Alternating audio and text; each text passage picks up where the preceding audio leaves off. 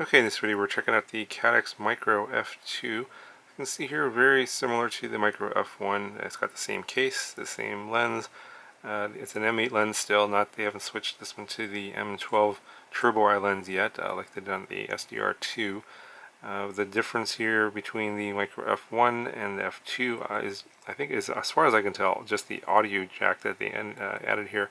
So on the F1 there is no audio plug, so right there, that's the very last pin out. And the reason there's a audio out on this particular camera, as you can see right there, there's a very small microphone. And yeah, they wanted to add audio for this particular microphone. For some reason, I guess people are requesting that. Now the microphone here is okay. It's not high quality like GoPro audio or anything like that.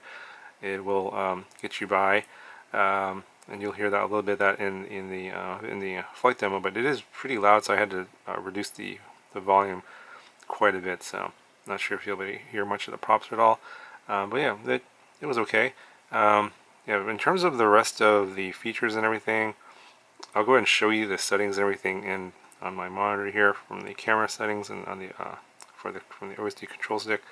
I think they're all pretty much the same as the F1, but yeah, everything else is the same. You've got the same voltage range, 5 to 40 volts, and you got the same pinout and OSD plug there, as well as just the adding on the audio. So go ahead and plug this in, and I'll show you the settings, and then I'll show you the flight demo.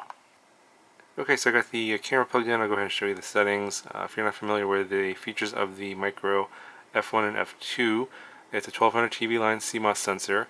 The camera is NTSC and PAL switchable, but you have to choose between either the 16:9 version or the 4:3 version because the sensor size is different. It's not switchable between the two different aspect ratios, and I believe this one here is the 4:3 version. I'll go ahead and show you the settings here.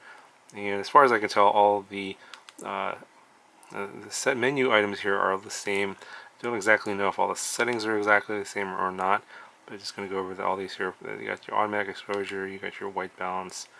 I'm not going to be changing any of these settings. I'm just going to keep them on defaults.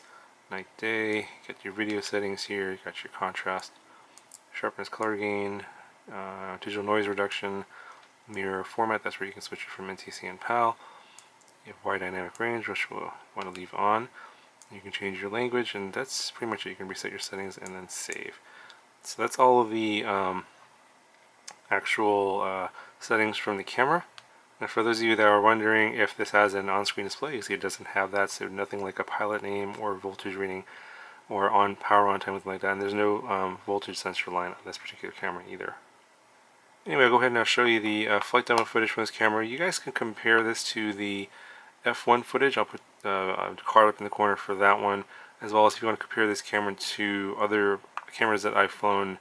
I think I have a couple dozen cameras now. You can go to this card in the corner to a playlist of all the FPV cameras that I've flown at the same park. Usually fly about the same flight pattern, same time of day, so you should get an idea of how this camera will compare to other ones if you click that card and go see those other videos.